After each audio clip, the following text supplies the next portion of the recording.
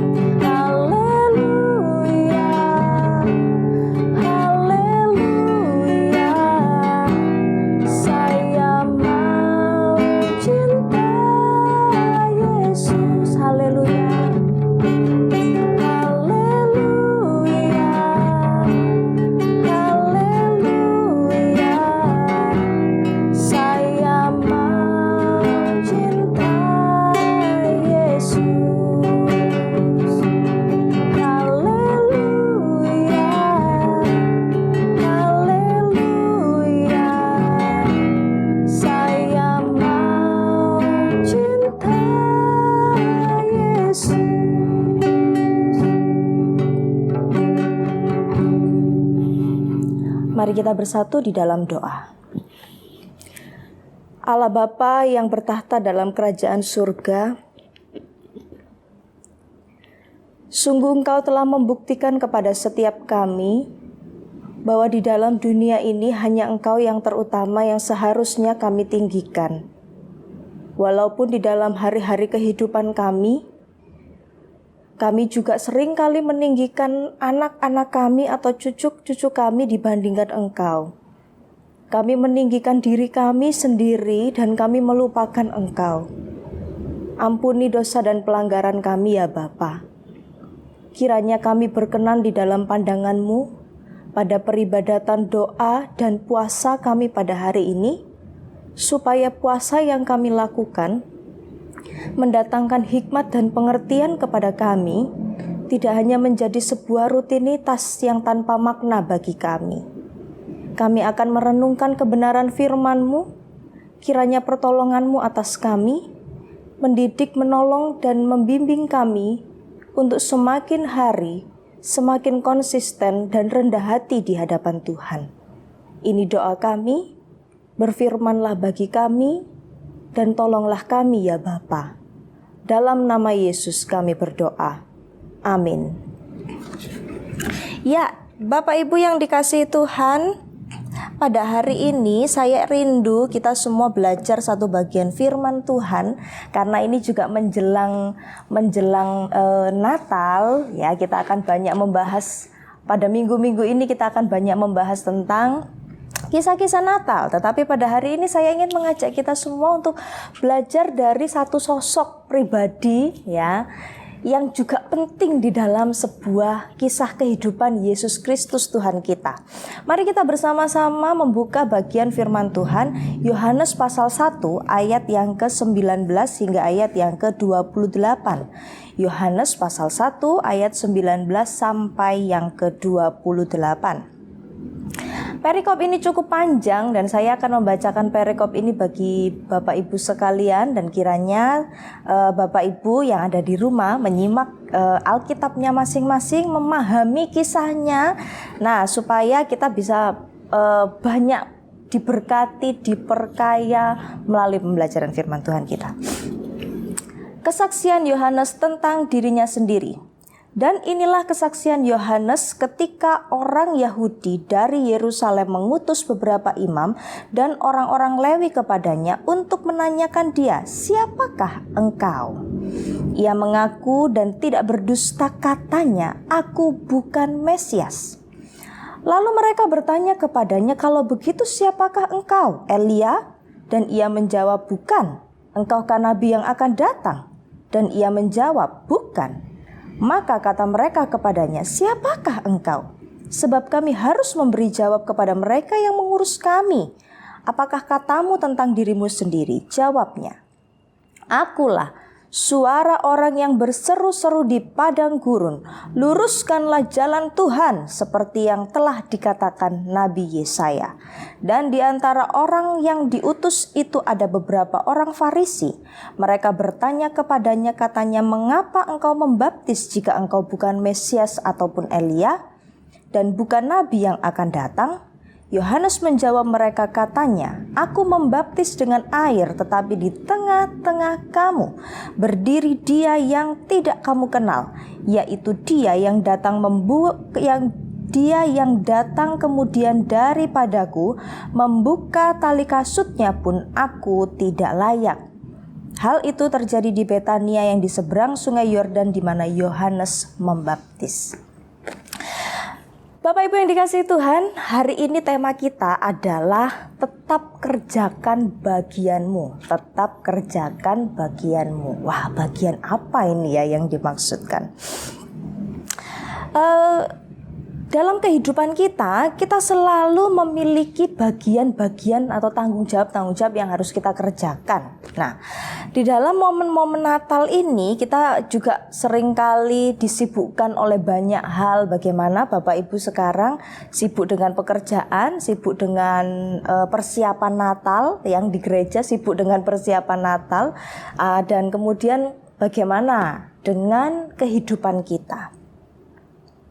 Kita akan belajar bersama-sama di dalam kehidupan Yohanes Pembaptis, di mana tema ini, tetap kerjakanlah bagianmu, akan menjadi pokok perenungan bagi kita. Ibarat di dalam sebuah tim, di dalam tim itu pasti semua ada tugasnya masing-masing. Kita percaya juga di tengah-tengah keluarga kita memiliki tanggung jawab kita masing-masing, dan di hadapan Tuhan kita juga memiliki tanggung jawab kita untuk kita kerjakan. Ada bagian-bagian yang kita harus kerjakan. Nah, kita akan belajar bersama-sama bagaimana Yohanes Pembaptis belajar mengerjakan bagiannya ketika dia diciptakan di dalam dunia sebagai Yohanes Pembaptis, dan apa yang dia lakukan. Nah, kita akan belajar bersama-sama bahwa dia fokus untuk mengerjakan bagiannya, dan sikap-sikap apa yang membuat Yohanes Pembaptis terus mengerjakan bagiannya dan kita akan belajar bersama-sama melalui bagian ini. Bapak Ibu yang dikasihi Tuhan, kalau kita melihat di dalam 1 Yohanes ini diawali dengan pertanyaan dari imam-imam dan orang-orang Lewi yang diutus oleh orang-orang Yahudi yang bertanya, siapakah engkau? Siapakah Yohanes? Ini bukan sebuah pertanyaan perkenalan. Kalau saya ketemu dengan seseorang lalu kemudian di jalan, oh iya, namamu siapa? Nah, tidak demikian. Karena ada sesuatu hal yang dilakukan dan ada sesuatu yang sedang dicari oleh orang-orang Yahudi. Di sini pertanyaan ini kalau kita melihat di dalam bagian Matius, di dalam Injil Matius, maka kita melihat bersama-sama ada sebuah hal yang dilakukan oleh Yohanes Pembaptis dan itu cukup membuat Yohanes Pembaptis dikenal dan dipertanyakan keberadaannya oleh orang-orang yang ada di sana.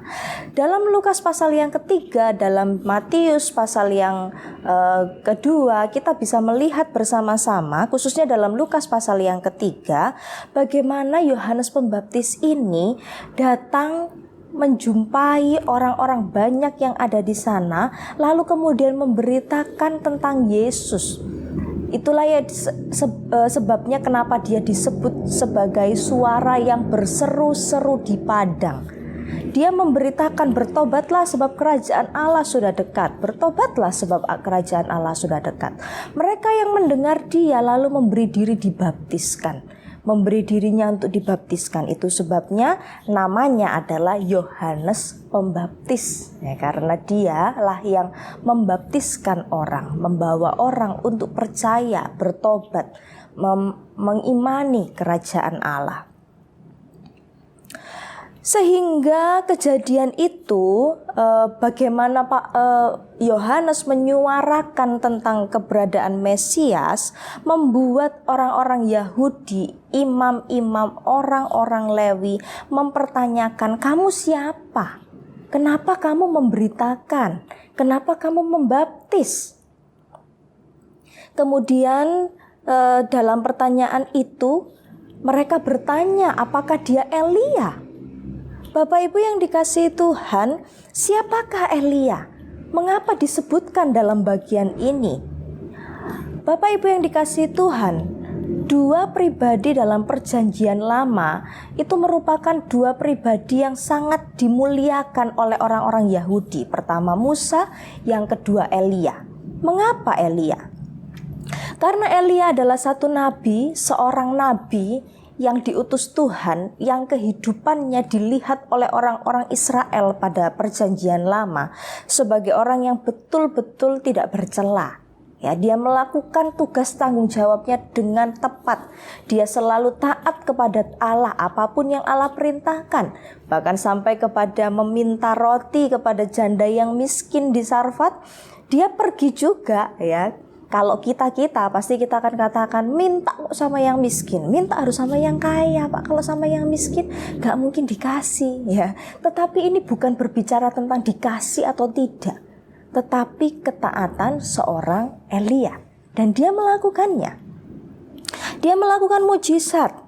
Lalu kemudian dia bukan orang yang membangkang kepada Tuhan. Dia seorang nabi yang menyuarakan apa adanya.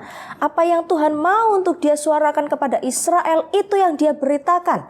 Dia menyampaikan tepat seperti apa yang Tuhan kehendaki. Dan paling terakhir yang membuat mereka heboh adalah Elia tidak melewati kematian. Dia diangkat Tuhan naik ke sorga, disaksikan oleh generasi penerusnya, yaitu Elisa, yang akan meneruskan suara kenabian itu. Sosok ini merupakan sosok yang sangat dihormati oleh orang Yahudi, sehingga pertanyaannya tidak mengherankan kalau pertanyaannya adalah, apakah engkau Elia? Karena Yohanes Pembaptis juga mempertobatkan orang. Yohanes Pembaptis mengubahkan orang dalam konteks pemikiran manusia, ya, yang maksudnya adalah ketika orang itu dalam kehidupan dalam dosanya. Yohanes Pembaptis ketika dia katakan bertobatlah, dia membaptis dan orang-orang itu menunjukkan hasil dari pertobatan mereka. Nah, maka di situ mereka mempertanyakan, apakah engkau Elia? Yohanes Pembaptis katakan, bukan, aku bukan Elia. Lalu kemudian yang kedua dia juga bertanya, apakah engkau nabi yang akan datang? Mengapa pertanyaan ini juga diberikan? Bapak Ibu yang dikasihi Tuhan, pada waktu itu juga mereka menantikan Mesias, dan Mesias itu sudah dijanjikan dari sejak perjanjian lama. Dari sejak mereka dalam pembuangan, Nabi terus menerus menyuarakan, ayo tetaplah kuat, datanglah kepada Tuhan, tinggalkan dosa. Dia akan datang menyelamatkan engkau dari penderitaan-penderitaanmu, bukan hanya penderitaan dari dunia, tetapi penderitaan di dalam kekekalan. Itu sebabnya orang Yahudi dalam turun-temurun mereka menantikan yang namanya Mesias. Yang ada dalam bayangan mereka, Mesias yang akan datang itu seperti sosok Daud, ya, Daud yang kedua. Yang membuat mereka lepas dari kekuasaan Romawi yang pada waktu itu menguasai mereka. Mereka membayangkan dia adalah sosok yang gagah, penuh dengan karisma, berani bersuara, lalu kemudian memiliki ilmu perang dan sebagainya. Ya, orang-orang Yahudi membayangkan seorang Mesias itu seperti itu, seorang yang bisa mengubahkan keadaan mereka. Nah, dan di dalam bagian ini sebabnya mereka mempertanyakan, apakah engkau juga nabi yang akan datang, Mesias yang akan datang itu, yang akan menyelamatkan kami, karena memang itu yang ditunggu-tunggu oleh orang Yahudi. Tetapi di dalam bagian ini menarik karena Injil Yohanes menyaksikan dengan indah dengan mengatakan, ia berkata, mengakui dan tidak berdusta. Yohanes Pembaptis mengaku dan dia tidak berdusta dan mengatakan, aku bukan Mesias. Dia tahu persis bahwa dia tidak bisa mengambil posisi Yesus sebagai Mesias yang sejati. Bapak Ibu yang dikasihi Tuhan, sebenarnya kalau dia mau mengambil keuntungan dari situasi yang dia alami, jawab saja, ya, aku Mesias. Mengapa? Ketika dia menjawab seperti itu, dia akan mendapatkan penghormatan dari orang-orang Yahudi. Ketika dia jawab dia bukan Mesias, mungkin orang akan membencinya. Karena dalam bagian selanjutnya mereka kembali mempertanyakan, dan saya pikir ini sebuah pertanyaan yang menghembuskan aura-aura tidak suka, ya. Kamu bukan Elia, kamu bukan Mesias, kamu bukan nabi yang mau datang, terus kamu ngapain membaptis orang, dengan kuasa apa? Ya gitu ya. Seperti itu yang dikatakan oleh orang-orang Yahudi seolah-olah, kalau saya mau bahasakan dalam bahasa sekarang. Tetapi di sini dia betul-betul menyatakan kebenaran walaupun itu tidak menguntungkan bagi dia. Dia mengatakan, aku bukan Mesias. Lalu kemudian di dalam ayat yang ke-20 dan 21 dia katakan di sana, ayat yang ke-22 dan 23, dia memberikan jawab kepada mereka yang bertanya, ayo bilang, kamu itu siapa? Supaya saya bisa menyampaikan ke orang-orang Yahudi ini, memberikan informasi yang jelas kepada mereka.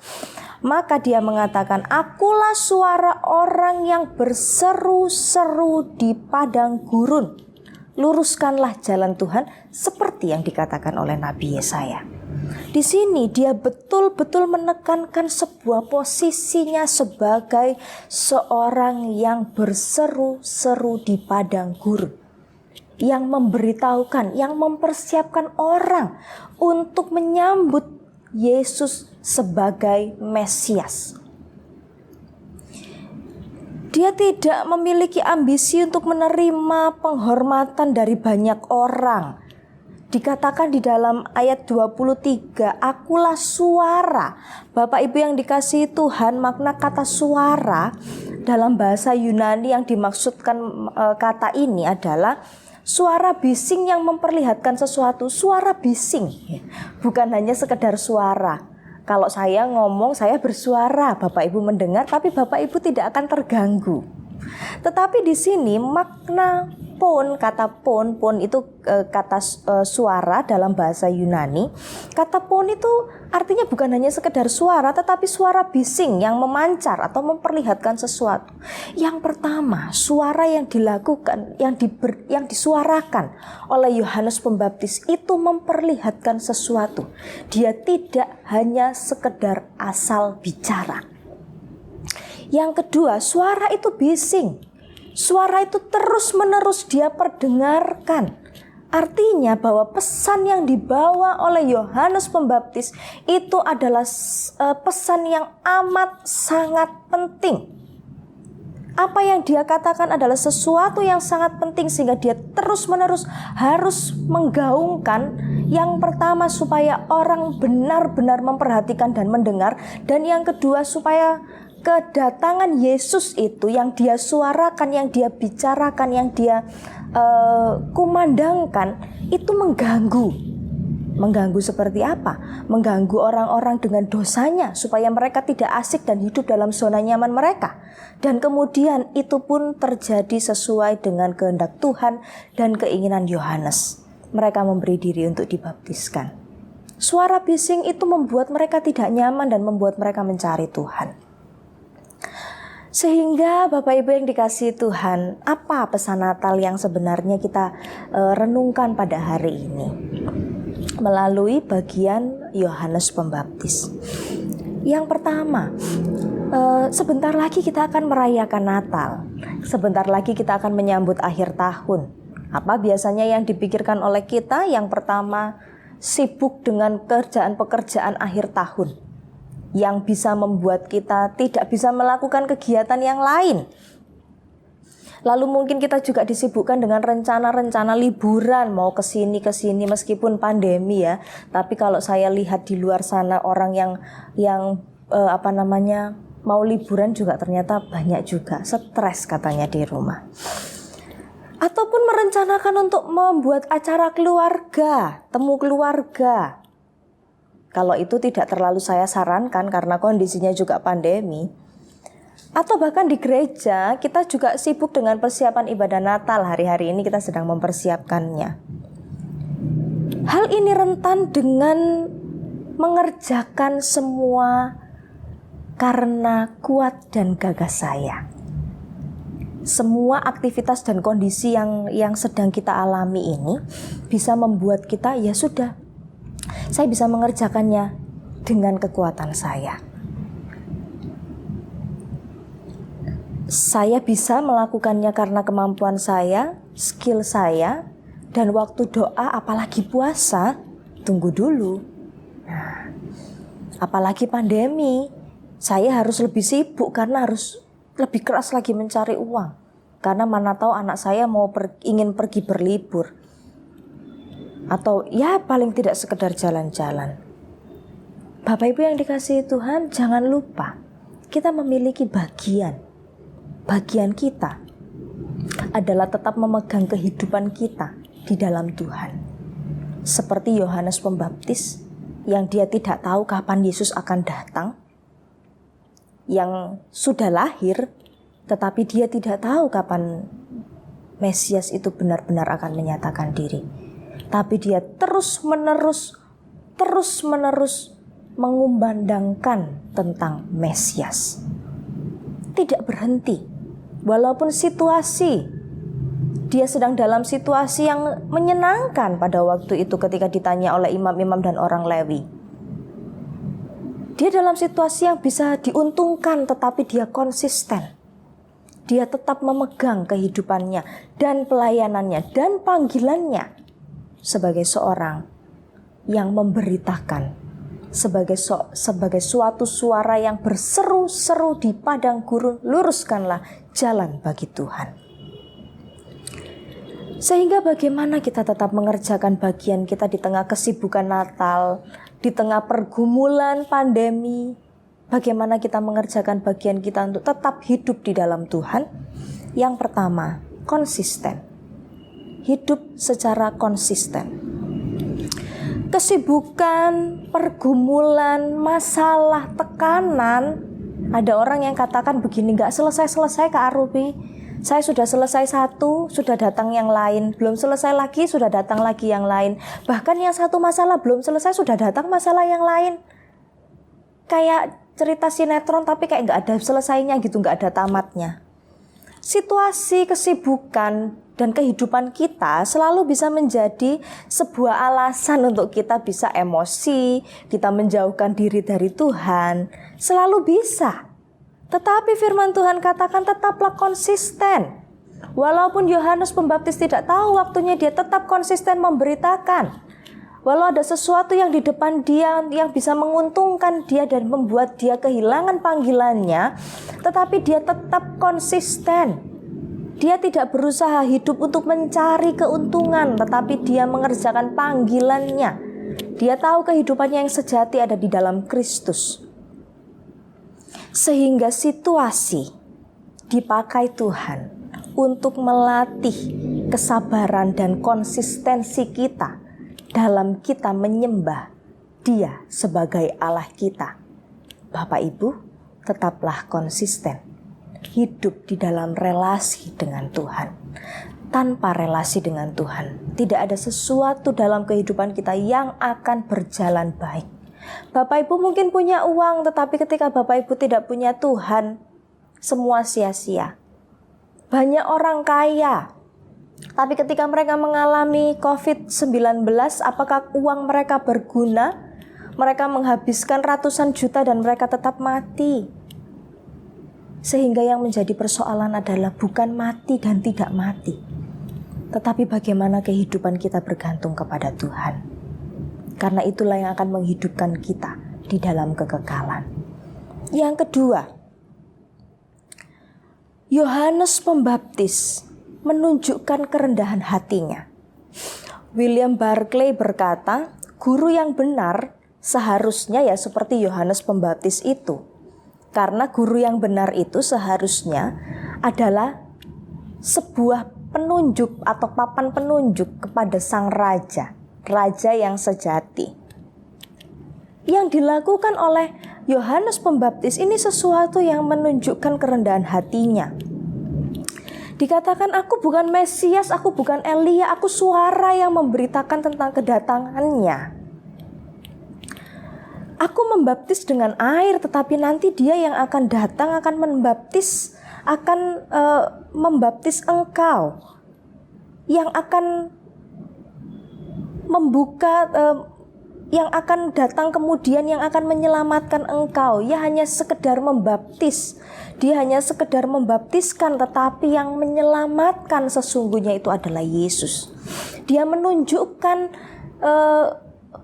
orang-orang Yahudi bahwa Yesus, bahwa Mesias itulah yang harus disembah, bukan Dia. Walaupun Dia membaptiskan banyak orang, Dia memiliki murid yang banyak, Dia cukup terkenal, tetapi Dia menunjukkan mereka kepada kebenaran yang sejati. Bapak Ibu yang dikasihi Tuhan, mungkin Bapak Ibu adalah seorang orang tua yang baik, menyediakan kebutuhan anak-anaknya dengan baik. Namun belum menjadi guru yang benar kalau Bapak Ibu belum menunjukkan siapakah Kristus kepada anak-anak yang menyelamatkan jiwa mereka. Bapak Ibu mungkin adalah guru atau pekerja yang baik, tetapi ketika tidak menunjukkan mereka, orang-orang yang Bapak Ibu kenal kepada Kristus, maka Bapak Ibu bukanlah guru yang benar. Maka marilah dengan kerendahan hati kita selalu mengarahkan diri kita untuk mengarahkan orang-orang yang ada di sekeliling kita kepada Kristus. Itulah bagian kita. Itulah bagian kita, dan bagian itu tidak akan dapat kita kerjakan ketika kita tidak memiliki kerendahan hati. Bapak Ibu tidak akan datang kepada Tuhan dalam doa dan puasa yang sungguh ketika Bapak Ibu bisa melakukan segala sesuatu. Oh, saya masih bisa. Tapi ketika Bapak Ibu merasa tidak mampu, tidak punya kekuatan, maka kita akan berdoa kepadanya. Milikilah kerendahan hati, bukan keangkuhan, supaya doa-doa kita diperkenankan oleh Dia. Kerjakanlah bagian kita dengan konsisten dan rendah hati, sebab konsistensi dalam menjaga kehidupan doa kita dan kerendahan hati, membuat kita mengerjakan bagian kita dengan tepat. Mari kita berdoa. Bapa di dalam kerajaan surga, inilah firman yang kami baca dan renungkan. Kiranya Tuhan menolong kami menjadi orang yang konsisten dan rendah hati dalam mengerjakan bagian kami. Terpujilah Engkau Allah yang hidup, segala puji dan syukur kami naikkan di hadapan Tuhan. Dalam nama Tuhan Yesus kami berdoa. Amin. Kita akan melanjutkan dengan doa-doa syafaat kita, sehingga mari kita mempersiapkan diri kita dan menaikkan doa-doa syafaat kita. Bapak Ibu Saudara yang terkasih, di dalam nama Tuhan, tiba saatnya kita akan menaikkan pokok-pokok doa kita kepada Allah. Yang pertama, mari kita berdoa untuk pekerjaan Tuhan, untuk penginjilan yang ada di Singapura. Terkait dengan pokok doa kita, kabar sukacita yang ada di sana, yang pertama adalah masyarakat Singapura dibangun di atas tenaga kerja yang berdedikasi, disiplin, dan mandiri. Hal ini menimbulkan stabilitas pemerintahan yang baik dan budaya tahan korupsi, tetapi juga penekanan pada kinerja, kekayaan, dan materialisme telah meningkat secara nyata. Kita berdoa untuk Singapura, berdoa agar gereja di sana menjadi lebih aktif dalam membantu mereka yang berisiko. Berdoa juga agar kekuatan orang percaya di sana lebih mengagumkan lagi dan mereka menjadi pribadi yang takut akan Tuhan dan memprioritaskan Tuhan satu-satunya prioritas mereka. Kita juga berdoa untuk orang-orang Singapura yang kurang terjangkau, yang belum dijangkau oleh firman Tuhan. Kita berdoa untuk di sana, untuk orang-orang yang bekerja di dalam ladang pemberitaan firman Tuhan. Kita berdoa untuk mereka. Selanjutnya, untuk informasi singkat tentang Singapura, di sana sebanyak 40% penduduk Singapura adalah penganut Buddha dan sekitar 16% adalah Kristen. Gereja di Singapura telah berkembang baik sejak tahun 1970 dalam kelompok evangelikal dan karismatik. Gereja-gereja yang terkenal mengalami pertumbuhan dalam jumlah yang banyak dan bertumbuh. Sekolah-sekolah misi banyak menarik perhatian kaum terpelajar, sehingga mampu mempengaruhi masyarakat dan menjadi kesempatan baik bagi para misionaris untuk melayani dalam dunia kaum profesional. Kita berdoa untuk Singapura. Ya, dua pokok doa yang sudah disebutkan tadi. Mari kita berdoa bersama-sama. Ya Bapa, kami berdoa di dalam nama Tuhan Yesus Kristus. Kami berdoa datang kepadamu, memohon belas kasihan-Mu ya Tuhan. Kami meminta kepadamu untuk bangsa Singapura ya Tuhan. Kami meminta belas kasih-Mu ya Tuhan. Tuhan tolong untuk negara Singapura ini menjadi negara yang takut akan Tuhan, menjadi negara yang memprioritaskan Engkau ya Tuhan Yesus, menjadi satu-satunya prioritas mereka. Kami berdoa ya Tuhan untuk orang percaya yang ada di Singapura. Kami memohon kepadamu ya Tuhan, Engkau yang terus menguatkan iman mereka di sana. Engkau yang terus mengokohkan iman mereka ya Tuhan. Jangan sampai ada yang menggoyahkan iman mereka, sehingga mereka berbalik kepada kepercayaan yang bukan darimu ya Tuhan. Mohon ya Tuhan. Kami juga berdoa ya Tuhan untuk setiap pekerjaan para hamba-hamba-Mu yang ada di sana, baik yang bekerja di dalam bidang politik, sosial, dan di dalam pekerjaan Injil-Mu ya Tuhan. Kami memohon kepadamu kiranya biarlah nama Tuhan diberitakan dimanapun mereka hidup, dimanapun mereka bekerja ya Tuhan. Beri kekuatan, beri perlindungan ya Tuhan yang berasal dari-Mu untuk setiap para hamba-Mu yang memberitakan firman di sana. Beri kekuatan kepada hamba-Mu yang mengembalakan para jemaat-Mu yang ada di sana ya Tuhan. Terima kasih Tuhan. Kami juga bersyukur di mana sekolah-sekolah misi banyak menarik perhatian kaum-kaum terpelajar ya Tuhan. Kami juga rindu di mana bangsa Singapura ya Tuhan menjadi bangsa yang penuh akan kemuliaan-Mu, bangsa yang takut akan Engkau ya Tuhan. Makasih. Terima kasih Tuhan. Kami menyerahkan bangsa Singapura ini ke dalam tangan-Mu. Kiranya Engkau yang menolong bangsa Singapura ya Tuhan. Terima kasih. Di dalam nama Tuhan Yesus kami berdoa. Amin. Yang kedua, kita berdoa untuk penginjilan yang ada di dalam bangsa kita. Kita berdoa untuk pelayanan misi di dalam Pulau Jawa. Ada informasi sedikit tentang Pulau Jawa. Pulau Jawa bukanlah pulau terbesar, namun memiliki populasi penduduk yang paling padat. Bersyukur untuk gereja-gereja yang bertumbuh di Pulau Jawa, tetapi berbagai tantangan juga menjadi perhatian bagi para pekabar Injil, para hamba Tuhan. Sebab masih banyak kepercayaan, tradisi, bahkan agama-agama yang bisa menghambat penyebaran Injil, terkhususnya di berbagai tempat di Pulau Jawa. Mari kita berdoa untuk Pulau Jawa, terkhususnya di Jawa Barat, seperti Bandung dan suku Sunda, yang merupakan daerah suku terbesar pemeluk agama Islam, dan masih banyak dari masyarakatnya menutup diri untuk menerima perkabaran Injil. Dan kita juga berdoa untuk orang-orang Kristen yang berasal dari suku Sunda, supaya senantiasa memiliki iman yang teguh di dalam Tuhan Yesus. Kita berdoa untuk mereka. Mari kita berdoa. Tuhan, kami datang kepadamu ya Tuhan. Kali ini kami berdoa untuk bangsa kami, terkhususnya di Pulau Jawa ini Tuhan. Kami memohon belas kasih-Mu, kiranya Engkau juga yang memberi kekuatan kepada setiap para hamba-Mu yang memberitakan Injil di Pulau Jawa ini. Dan juga kepada hamba-Mu yang menggembalakan jemaat di dalam Pulau Jawa ini ya Tuhan. Banyak problema ya Tuhan yang dialami, yang dihadapi oleh gereja-Mu yang ada di Pulau Jawa ini. Baik dari pengaruh dari agama-agama luar, baik itu pengaruh dari kepercayaan suku, baik juga ada juga yang masih menutup diri ya Tuhan untuk menerima Injil-Mu ini. Tuhan, kami berdoa untuk setiap para hamba Tuhan yang bekerja, yang terus mengabarkan kabar Injil-Mu dan mengembalakan para umat-Mu ya Tuhan. Tuhan tolong beri mereka kekuatan, Roh Kudus yang memampukan, Roh Kudus yang memberikan kesabaran dan ketekunan di dalam memberitakan Injil-Mu dan mengembalakan umat-Mu ya Tuhan.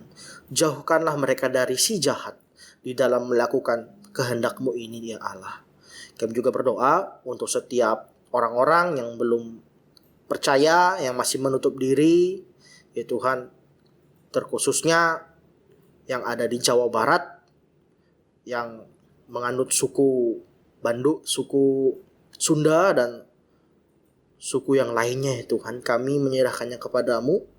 Tuhan, kiranya melembutkan hati mereka. Mohon ya Tuhan, lembutkan hati mereka. Biarlah firman yang diberitakan mereka bisa percaya kepadamu dan mengimani bahwa Yesuslah satu-satunya juru selamat dan Tuhan. Kami juga berdoa ya Tuhan untuk setiap orang percaya yang ada di Pulau Jawa. Kiranya umat-Mu menjadi tekun ya Tuhan di dalam-Mu, menjadi orang-orang yang kokoh di dalam iman, terus setia kepadamu, tidak tergoyahkan oleh angin pengajaran yang sesat ya Tuhan. Mohon. Terima kasih Tuhan Yesus. Inilah doa yang kami naikkan kepadamu. Di dalam nama Tuhan Yesus kami berdoa. Amin. Mari kita juga berdoa untuk bidang pemerintahannya yang ada di bangsa kita. Ya, kita berdoa untuk setiap kepemerintahan, terkhususnya juga seperti pemerintah yang ada di cabang yudikatif ya. Ada Mahkamah Agung dan Mahkamah Konstitusi. Kita berdoa juga untuk mereka. Kita berdoa juga untuk presiden dan semua kabinet menteri yang bekerja untuk bangsa ini. Mari kita berdoa kembali.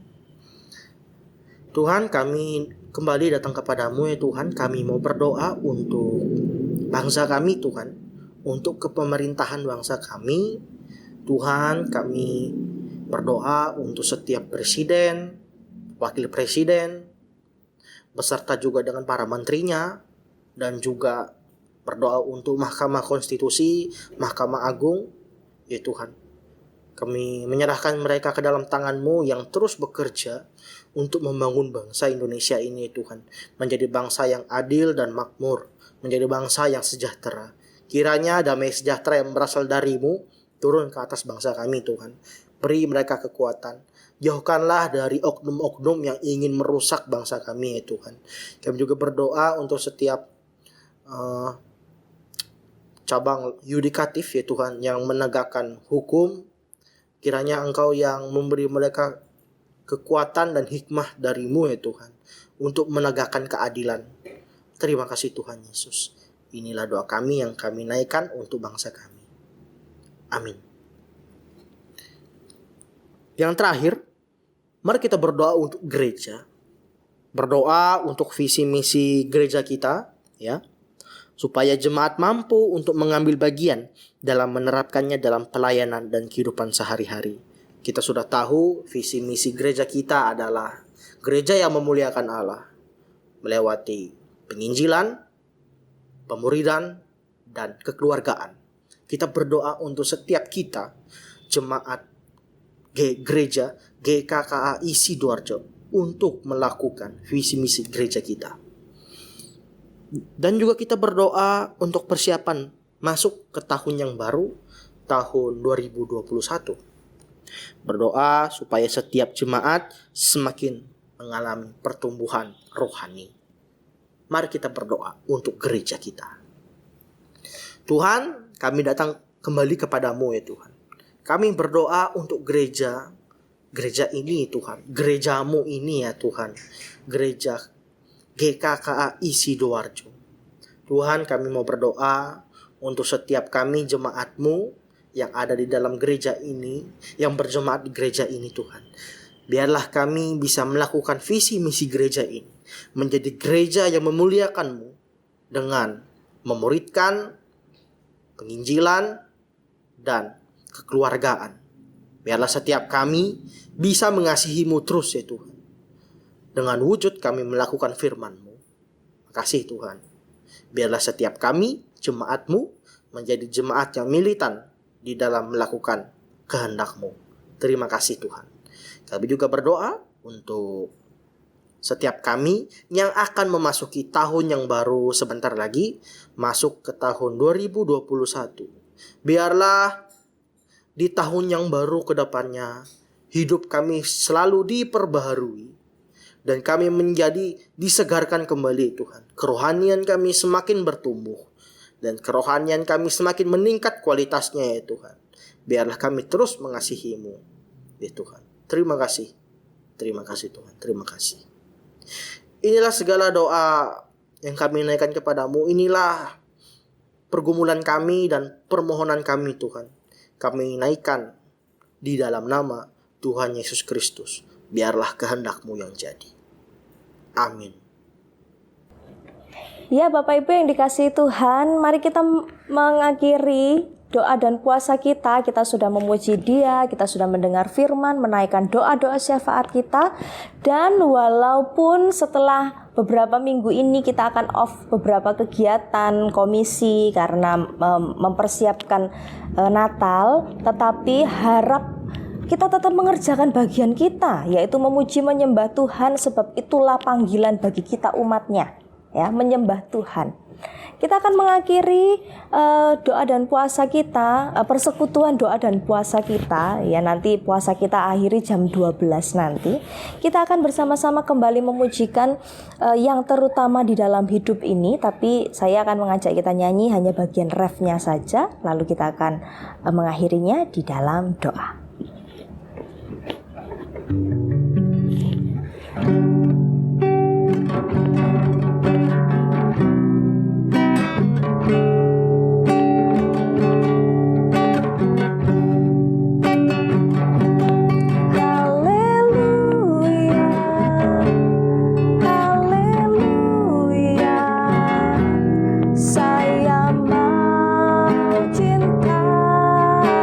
Yesus, haleluya.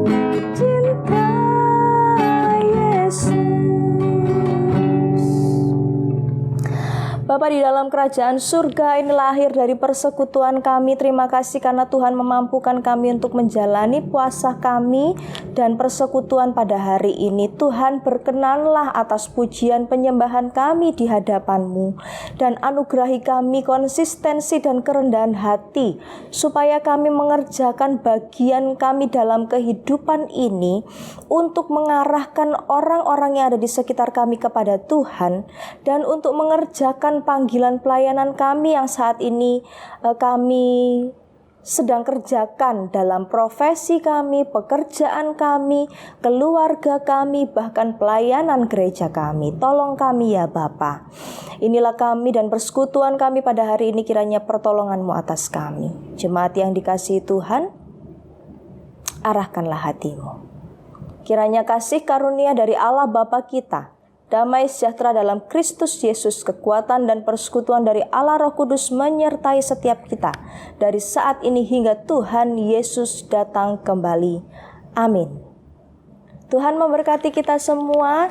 Tetap setia mengerjakan bagian kita ya Bapak Ibu. Berdoa dan puasa harus menjadi sebuah gaya hidup. Sebab itulah kekuatan, itulah tiang-tiang penopang dalam kehidupan kita. Tetap semangat, be disciple to love Jesus.